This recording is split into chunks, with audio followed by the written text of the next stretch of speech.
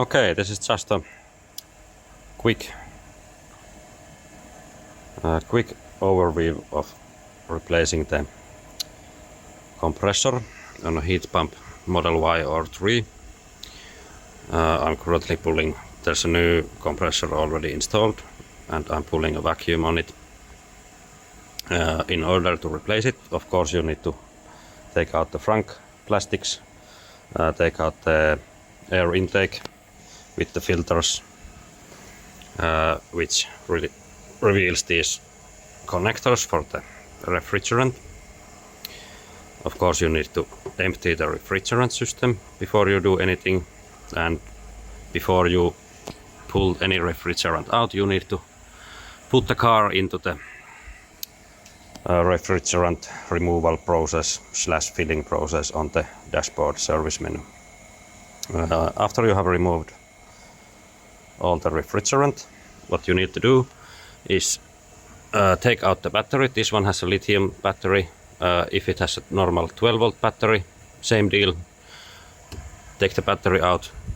Before you do that, take the emergency 12-volt cutoff out. Remove the battery because the battery is installed in the compressor bracket. After that, there's a couple of hoses you need to remove from this bracket. I would recommend to take all these connectors. You don't need to open this one. You just open the bolt here. Take these connectors out. There's a ground connector here. Take everything out. After that, you can go ahead and remove the nuts. After that, you can get the refrigerant lines out of the way. Then just remove these two bolts and the whole bracket comes out. The compressor is installed on the bracket with 10mm bolts from the backside. That's why you need to take the bracket out. And after you get the bracket out, just confirm if you have a Sanden or Denso compressor. I seem to have a Denso compressor and I opted to put the Denso compressor back in because to me the piston Denso is a piston compressor. It should be more reliable. Sanden is a screw compressor,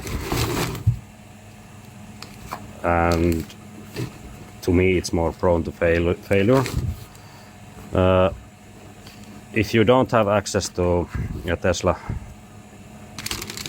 Tesla's own software toolbox, then you'll need to put back the same compressor you had installed, because otherwise the car goes into a firmware mismatch state, and you need the toolbox to change the compressor configuration on the car.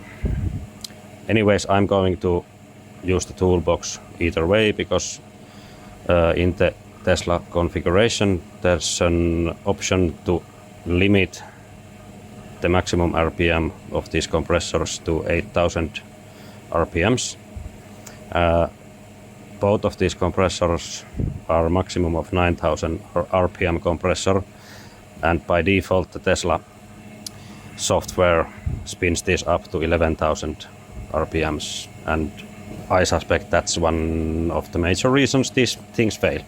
So I'm going to put the Denso back in, and I'm going to change the configuration to the 8 RPM limitation. But that's pretty much it. Of course, I would recommend to replace the super manifold desiccant at the same time. Very easy process. Remove this cap. There's a Seeger holding the actual desiccant cap on there. Tesla requires you to use a special tool, but you can just put the screw on top. Remove this black cap. There's a gray cap under here. Just put the screw through it. You can get it out by pulling on the screw with, for example, pliers. Then just remove the desiccant.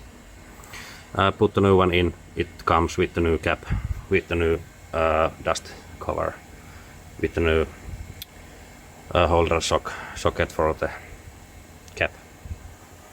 Then just test it, pull a vacuum on it, test it.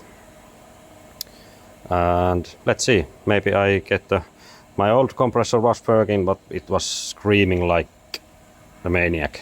That's why I'm putting a new one in. Vacuum is almost done, and that's pretty much it about it. I wouldn't recommend this to anyone who hasn't previously worked with high electricity or electric vehicles.